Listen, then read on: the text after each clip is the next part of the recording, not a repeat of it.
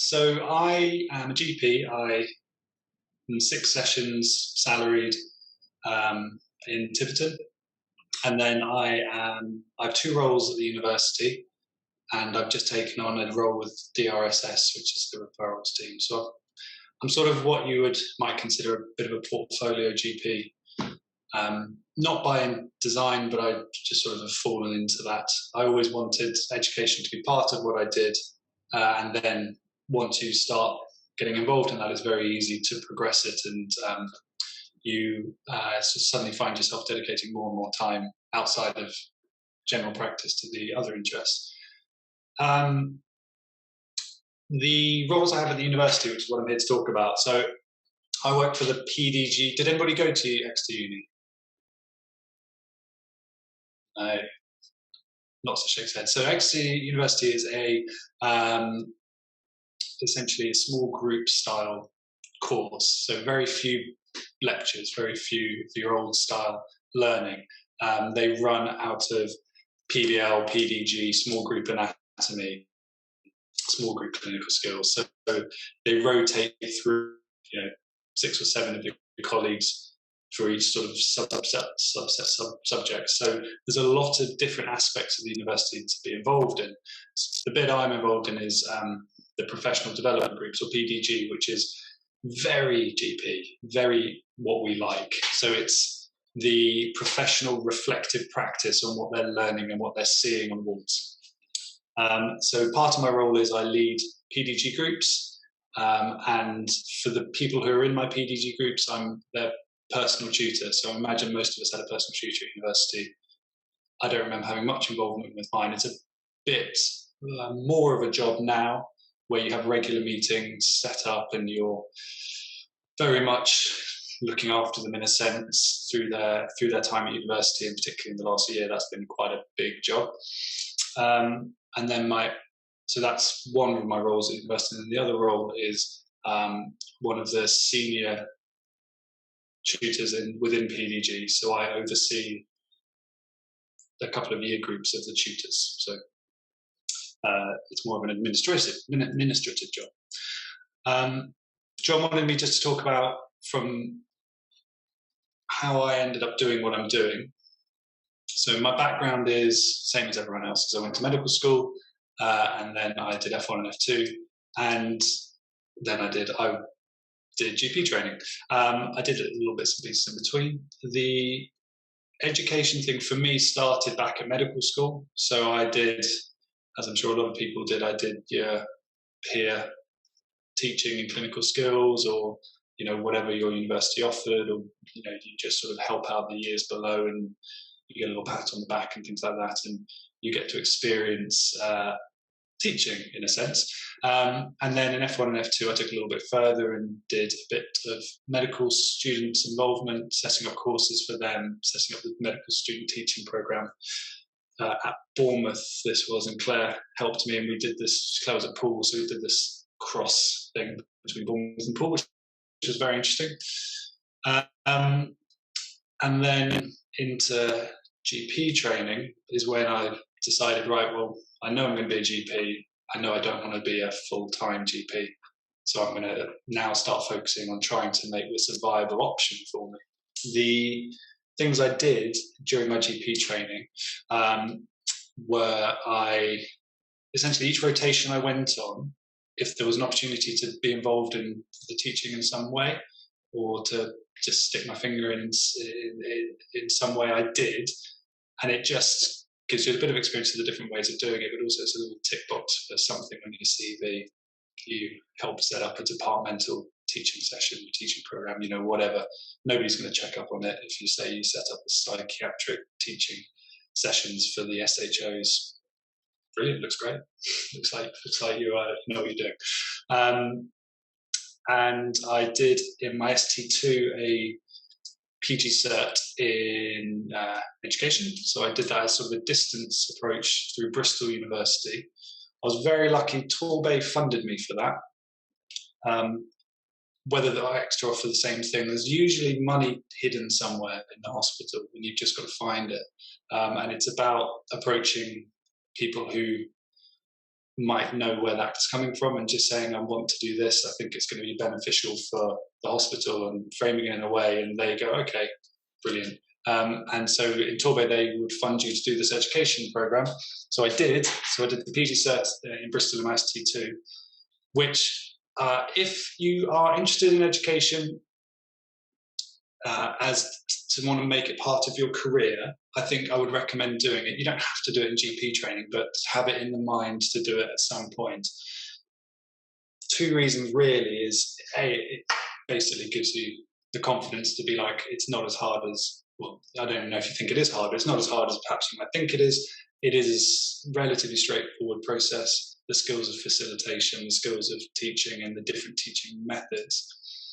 And it also opens up bits of education that you may not be familiar with. So the course structure and course design, and actually how you go about setting up big programs at universities, big programs at schools, and how you get spiral curriculums moving, and stuff that you don't really realize you're actually living through until you learn about it behind the scenes. So you might not believe this, but your GP training is planned, and you are sort of following a route through it.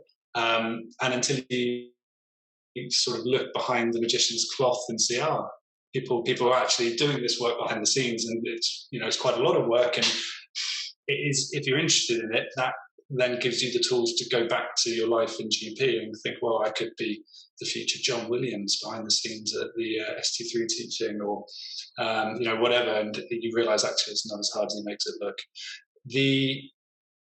Then moving from ST2 into, when I was also with Hannah on the committee. Is that still a thing, Hannah? Yeah, so we did the committee together, which is just another little pat on the back type thing, but it's not education focused, but it's sort of leadership and management skills. And then in ST3 I did the academic scholar role, which is really helpful to give you a bit of dedicated time to sort of stretch your legs and do a little bit of teaching and developing small group work and stuff like that. I did all of that. I don't think, having said all of that, I don't think you need to do any of that if you want to do teaching in general practice. And most people you meet who are involved in teaching in education haven't done any of that. Most people will have done a bit of ad hoc teaching on the wards, a bit of ad hoc teaching in small groups, and then qualified and been like, actually, I want to do that. It's arguably a slightly easier day than general practice. It's a nice day. It's dealing with medicine, with peers, with friends in a friendly environment, talking to people. I want to work my way into that. And you can definitely do that without having done any of that. The approach I took was very much more intense. And that's only because I sort of had a bit of a plan in my head. But I don't think you need to, but they're the sort of things you can do. The medical school is really easy to get involved in. The catch is you have to be a qualified GP. They are looking to try and change that, so watch this space. It might be that in a couple of years' time, registrars can work at the university as well as at the hospital. But that, at the moment, is not possible, unfortunately. You have to be fully qualified. But that doesn't mean you can't walk out of your GP training and into a university job. If you're currently ST3, though, you're going to struggle to do that now because the recruitment for the coming year is sort of either in the process of happening or it's happened. So you'd be looking to apply for the next academic year, which would be next August, September. As I say, the role I do is PDG, which is small group tutorials where students bring their placements to you and you discuss it, and you discuss their experiences from a professionalism standpoint. You try and facilitate their conversations to make sense of what they're seeing and learning and how it develops them as a medical student and a future doctor. They have to write reflections, unfortunately, same as all of you guys do, and the PDG me is the person who has to read theirs and comment and sort of help them improve them. And coming from a general practice background, it sets you up really nicely for that. And then as their personal tutor, you meet with them regularly and you deal with the more holistic side of things, the mental health issues, the familial issues, the everything else in between, troubles with academics, and you signpost and you support, and it's a very nice position to be in. You do get difficult students as well as you get easy students, but overall, it's a nice position to be in. And then the second PDG role I've got is, as I said, it's more administrative, more overseeing some other tutors and just supporting the tutors to do their job. So it's just sort of the ladder goes, it's just the next one up on the ladder. Other things you can do at the university would be PBL, which you might be familiar with. A lot of blank faces, but that might be because I'm talking too much. The PBL is problem-based learning. It's the science of it. So if you wanted to do small groups medicine teaching, PBL is the thing to look into. Again, 6 or 7 students. You're following a course structure. You're following topics each week, and it's cases and it's learning the science and the medicine behind it. Anatomy is exactly what it says on the tin, and clinical skills is exactly what it says on the tin. And you can also examine, you can interview, you name it, whatever goes on. As GPs, you're primed to be the person to be involved. Even better news for the university is you only have to fill out one form to apply for every single job. So they have a medical school expression of interest form, which I can send to John maybe, and he can send you guys if you're interested, and you just go online and you fill out your details and you tick which elements you might be interested in, you send it off, and then the next time a job is available, they'll email you. And that's all you have to do. So it's a really simple way to spread your options if you're interested in working at medical school. Amongst all the departments, you can just tick all the boxes, and then as soon as something's coming up, if they'll let you know. And you don't need to wait, I don't think. You could fill out that form now, get the information coming in, and then when you're qualified, if you feel comfortable and confident, you can just go and have a chat with people. For example, I would be the interviewer, one of the interviewers for PDG, so you're not speaking to anyone other than other GPs usually. So it's not a scary environment to go to. It's usually a conversation with a peer in the same position as you and explaining why you want to get involved. Can I ask, Greg, is it paid? Is it paid? Yeah, it's paid. I wouldn't do it if it wasn't. Is it well paid or not well paid? Got kids to feed. It is paid. It is, so it's paid okay. It's very part-time. It's as part-time as you want it to be. So if you take my job, for example, for PDG, for one group, I do 2 hours. You would do 2 hours every 4 weeks. And then the work outside of it, as I say, the personal tutoring and the other meetings. And that would pay about the equivalent of half a general practice session. So yeah, so you can sort of I would say it is quite well paid, Greg. Yeah, but if I told you how much they pay me, it doesn't sound like much. But we explain how little I do. Tell us, Greg. Tell us. It suddenly is quite. Yeah. What money, but Greg? How much does it pay? Tell us. Okay, so compared to a salaried doctor session, maybe. So a 90-hour contract, which is a PDG tutor, is I think I'm going to throw 4,000. I think it's 4,500. 4,500 a year. Yeah, so for the year. So it's half of a poorly paid salary job, or not poorly paid, sorry, half of a lower spectrum paid salary job. You can get salary jobs more than that, but actually you're going to be working a lot harder. Yes. And if you have 2 PDG groups, which you can do, because you can do them on alternate weeks and still have some weeks off and not work in summer holidays, etc., then that's $9,000. That's $9,000. But it's not every week. But it's not every week. No. So if you were doing 2 groups, you'd be doing 2 weeks every month. Mm. And it's as I say, it's a couple of hours, maybe 4 hours on the day, and then the rest of it is in your extra time. So you have to juggle, you have to have good time management, because a lot of it you are doing in your own time. The other thing that people apply for and don't realise is it's a university timetable. It's pretty inflexible. So you can't, if you've got a scheduled group, you can't go on holiday. So it doesn't follow school half terms. It follows school holidays mostly. But if you've got kids of school age and you wanted to go on holiday in half term, that can be really tricky if you've got university work scheduled in that half term. But most people get their timetable and just factor that in. It's very rare that becomes a particular problem. But it's, now we've talked about it, it is well paid, yeah. If you're saying it's £9,000 and you did it every single week, then you think, well, it's at the lower end. But for the amount of weeks you also the amount of weeks you do, and that is you to become a PGG tutor. The only thing you need to be is a GP. You don't need to have any experience. You don't need to have any qualifications. It would be lovely if you did, but actually, if you're just enthusiastic and willing to learn, that's all you need, really. Thanks. Okay. Can I ask what training you would get from having applied to doing it? So there's induction, essentially. So we do 2 days of induction for a new tutor. One of those days is for new tutors only, and it's this is how you do the job.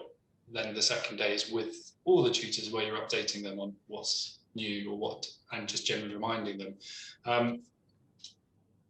You don't need much more formal training than that, because the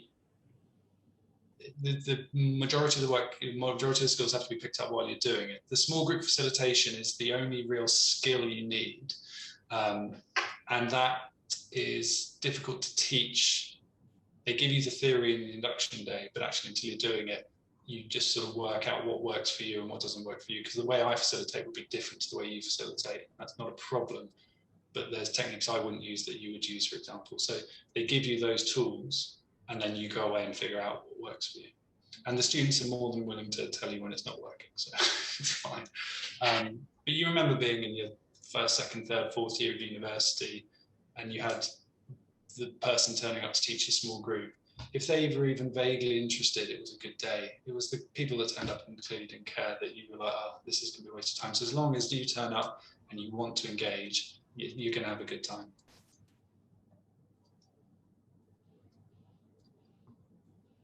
I've got a question, Greg. Mm-hmm.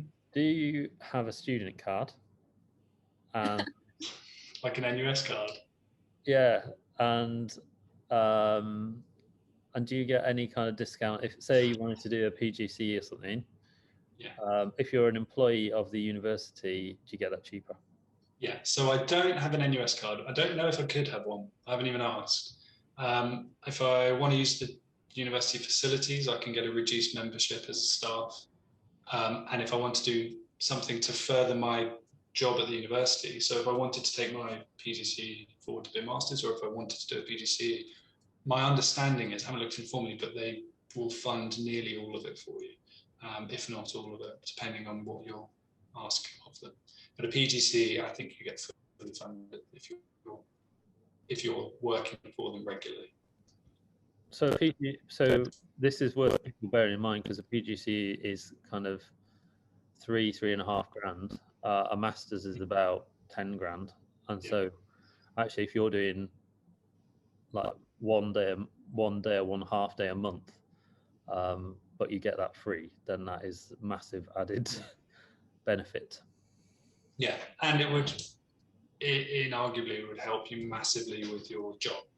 So you would develop very quickly as a tutor, and you would probably, in all honesty, then want to move on to something else at the university, because PDG is great, but I think it's not medicine teaching. So if you were doing a PGC in education, you would probably then have that teaching itch where you actually want to do a subject or do a topic and teach it rather than facilitate reflective conversations. The good thing about the university or I think in education in general, is that's very much expected of you. You're not expected to sit in the same job forever. So I've done PDG now. I've only been qualified for 2 years, so I've done the tutoring for 2 years, and I've done the senior role for a year.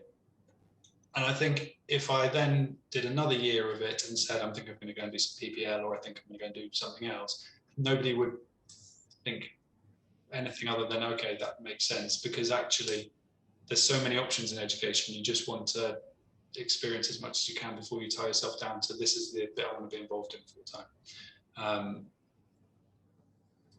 If you're even vaguely interested, it's worth exploring, for sure.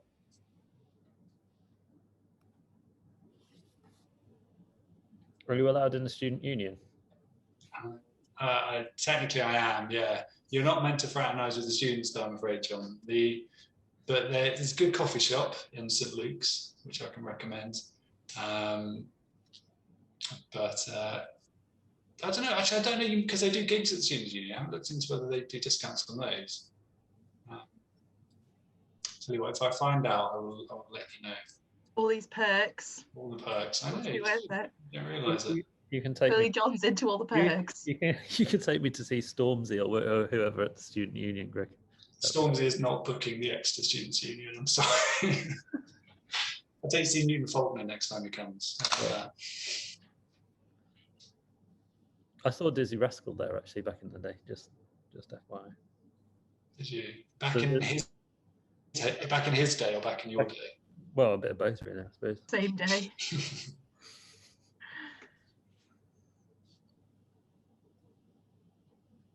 Any more? Anyone else? Claire, anything to say? Been surprisingly quiet. No heckling from your wife. That's good. No, I normally can't. Good result, I would say. I was just going to say one thing. I did some interviewing for the medical school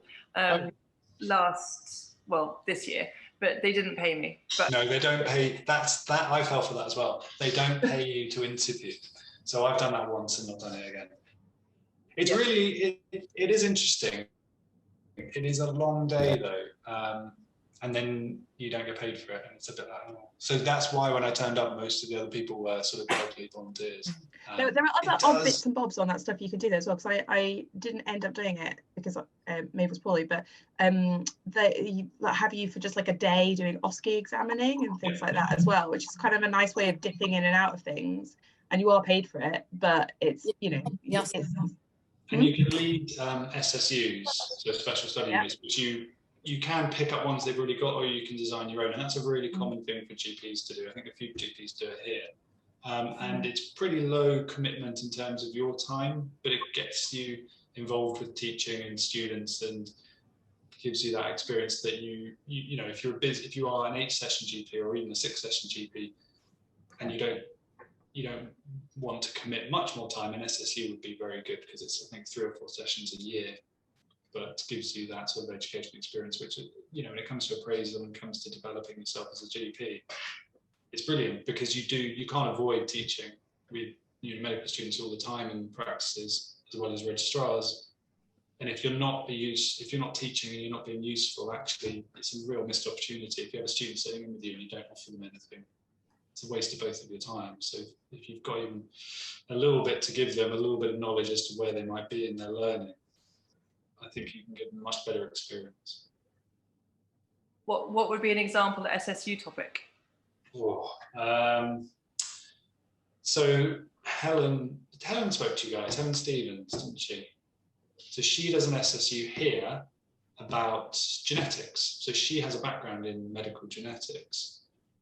So she does teaches an SSU in, I don't know if it's an outfit, but the umbrella is medical genetics, where the students do a bit of research themselves into some form of genetics that interests them, and she just basically facilitates and guides them with their work. So it can be anything you want. There's lots of set ones. I mean, literally anything. Did you do SSUs at your uni?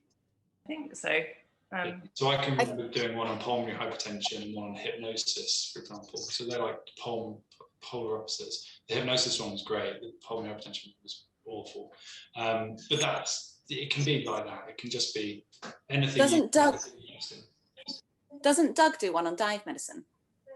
Yeah, Doug does one on dive medicine. Yeah. And they're like spread through the year, aren't they? So it's like a week in September, then a week, you know, like, but you don't have to be with them a week, but you have a bit of contact time one week, and then February, and then April or something. It's not like 5 weeks in a row you've got students with you all the time. Yeah, I've seen that. It doesn't look particularly labour intensive. Oh, I don't think it is, and I think it's quite well, it's quite rewarding if you're interested in that. And yeah, as I say, it's got all the perks of developing you as a professional as well. We're just starting one on a primary care surgery, so like surgery in primary care. So we've just been approved to do that for next year. It was really easy, the process. It's just like filling the form. Is that you and Jim? Yeah. Nice. That'll be good. You're going to get a lot of people wanting to do that. Yep. Lots of opportunities. Yeah. Do you enjoy it, Greg? Do you think it's like it gives you a nice balance in the week? Yes. So that's why I am interested in education, but the portfolio thing is definitely a huge benefit. So doing 6 sessions general practice for me is fine. Like, it's enough. I get to the end of the week and I'm like, well, I don't want to do any more GP. I'm quite happy with that. For some people that's 8 sessions. For some people that's 4, for some people that's 2, but you'll have your limit where you're like, this is financially and psychologically what I can do in a week. And as long as you make your peace with whatever that is, I wouldn't worry about it. And then you can fill your time with whatever you want. And if it's something that you need to make money doing, then do it with something you enjoy. And for me, that's education, and sitting and talking to students and getting their, insights into. I mean, I didn't even train at Exeter, so they talk about consultants I've got no idea about, but they come in and they go, "Oh, Dr. So-and-so's an absolute weapon," and I was like, "Oh, is it?" Okay. It might be more interesting if you've ever worked at Exeter Hospital, but it's really nice, and you come away from them usually feeling pretty positive and feeling like, oh, there is hope for the planet, because they're all young and interested in, and the personal tutor stuff, when you get through to someone who's having a hard time and you help them get through the year. So some of the feedback I've had this year has been so uplifting from my students, because it's been such a hard year for them. It's been for everybody, but students, people who don't interact with students think they probably had a great time, but it's been absolutely awful for students this year. The wealth of problems, mental health and beyond, that we've experienced is unbelievable. And to get students to the end of this year, just getting them through the year and passing was such an achievement, and they were so grateful for the support that you can offer them in the year. It just makes you, it makes you feel good about yourself. It makes you feel like, because you get the odd thank you card from a patient, but they rarely send you an email to say, great, thanks, and you rarely get feedback from them. But the students are, you speak to them so regularly that you get emails from them and you get formal feedback from them, and if it's positive, it just makes you think, oh, okay, I'm not a waste of space. I am making a contribution. I am being helpful. And, is that how patients make you feel? Sorry? Is that how patients make you feel? A waste of space? Patients do make me feel like that when they feed back. Yeah, true. No. No, but you did, like this year. I know exactly what you mean. It's an entire year, and everybody's questioning, am I doing everything I can be doing? Am I doing everything I should be doing? And it's nice to have that positive reinforcement that, okay, I have contributed in some way to this person getting through their 3rd year of university. And it's a nice feeling. So you do come away with that. Greg, are you face-to-face now? Sorry? You're doing it face-to-face?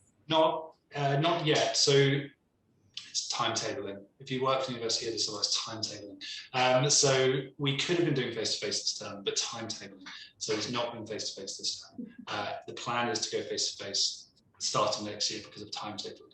But if timetabling doesn't allow it, it might not be, but it should be face-to-face, barring a 5th, 6th, 7th wave. At the moment, it's planning to be face-to-face again, and that's going to make a phenomenal difference.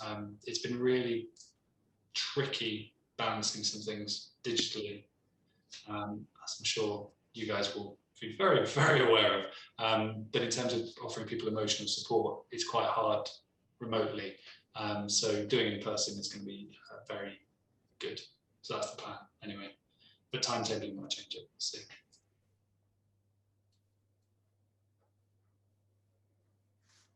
Great. Cool. Cool. Well, thank you, Greg. No worries. That was a really good talk. I'm just giving you some positive feedback. Thanks, mate. That was a Thank you. great talk, very relevant to everybody. Are you happy for people to email you with questions about med school stuff? Yeah, it's fine. My email is my name, which is gregorydavies@nhs.net. Cool. And if I send you, John, or Hannah, whoever's more reliable, the link, Yeah. then if anyone's interested, you can always pass it on or put it somewhere on your website, maybe, which I hear is full of useful information that everybody should look at. It's actually down at the moment, but It is full of information. It's It just is full hidden. of It will be great There's soon. a new website coming up. Watch this space. Very soon. Thank you, Greg. Thanks, No Greg. problem. All right, I'll see you all later. Cheers, guys.